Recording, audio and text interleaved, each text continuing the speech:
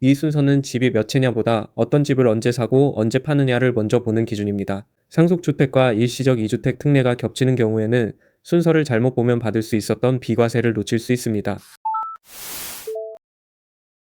숫자와 정책으로 부동산 세금 흐름을 짚는 퓨처마켓입니다. 오늘은 집이 세 채여도 순서만 맞으면 1주택 비과세가 가능한 구조, 그리고 그 순서를 놓쳤을 때 벌어지는 일을 짚어보겠습니다. 많은 분들이 주택수가 많으면 무조건 비과세는 물 건너갔다고 생각합니다.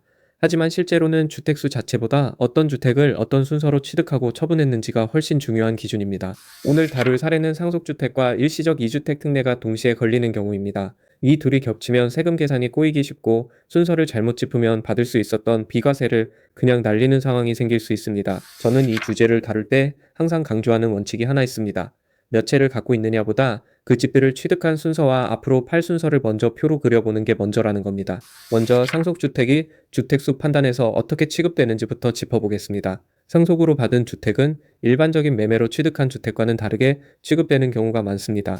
본인이 원래 갖고 있던 주택, 흔히 종전주택이라고 부르는 집이 있는 상태에서 상속으로 주택을 하나 더 받았다고 해보겠습니다. 이 경우 상속주택은 종전주택과 별개로 취급되는 특례가 있습니다. 즉 종전주택을 나중에 팔 때 상속주택이 있다는 이유만으로 무조건 다주택자 취급을 받는 건 아니라는 뜻입니다. 다만 이 특례가 적용되려면 몇 가지 조건을 정확히 맞춰야 합니다. 이건 마치 시험 볼 때 별도 채점 기준이 있는 부록 문제와 비슷합니다. 본 시험지와는 다른 규칙으로 채점되지만 그 규칙을 모르면 부록 문제에서 오히려 점수를 깎아 먹을 수 있습니다. 여기서 핵심은 상속주택을 먼저 취득했는지, 종전주택을 먼저 취득했는지의 순서입니다. 상속은 내가 원해서 타이밍을 고르는 게 아니라 갑자기 발생하는 경우가 많아서 이 순서를 놓치는 분들이 많습니다. 저는 이 부분에서 분명히 말씀드리고 싶습니다.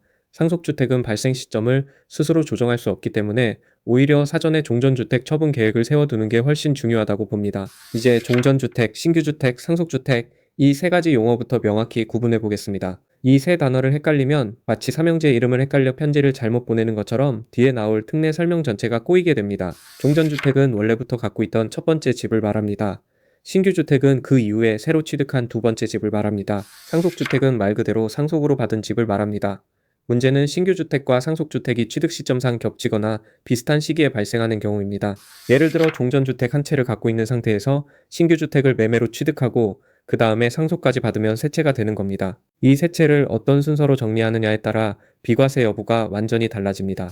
이제 일시적 이주택 특례 구조를 짚어보겠습니다. 종전주택을 갖고 있는 상태에서 신규주택을 취득했을 때 일정 기간 안에 종전주택을 팔면 1주택자처럼 비과세를 받을 수 있는 제도입니다. 여기서 중요한 건 신규주택 취득일과 종전주택 양도일 사이의 기간입니다. 이 기간 요건을 넘기면 특례 자체가 아예 적용되지 않을 수 있습니다. 이건 마치 놀이공원 자유이용권에 유효기간이 있는 것과 비슷합니다. 좋은 혜택이지만 정해진 기간 안에 쓰지 않으면 그냥 사라지는 겁니다. 저는 이 기간 요건을 가장 자주 놓치는 실수로 봅니다.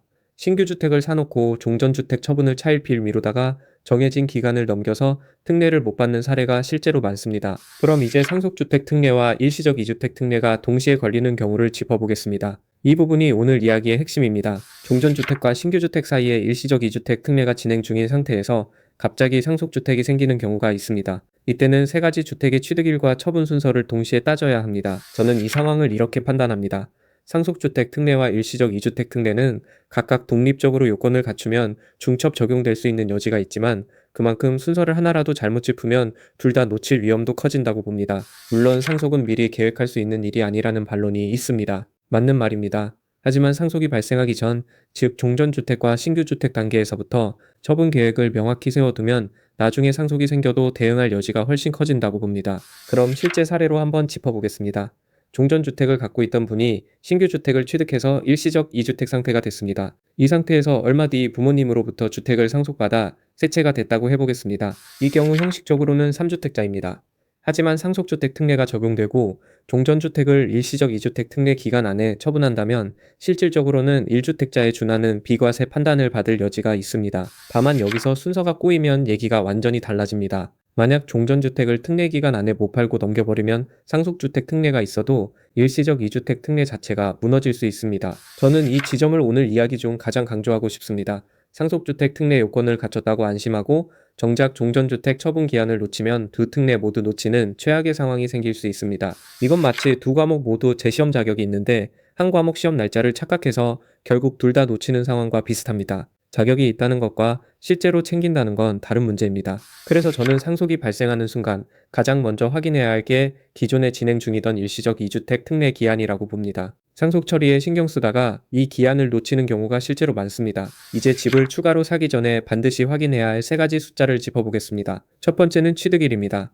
종전주택과 신규주택 각각의 정확한 취득일을 알고 있어야 특례 기간 계산이 가능합니다. 취득일을 대략적으로만 알고 있는 분들이 생각보다 많습니다. 등기일인지 잔금일인지에 따라 취득일이 달라질 수 있어서 이 부분부터 정확히 확인해야 합니다. 두 번째 숫자는 양도 예정일입니다.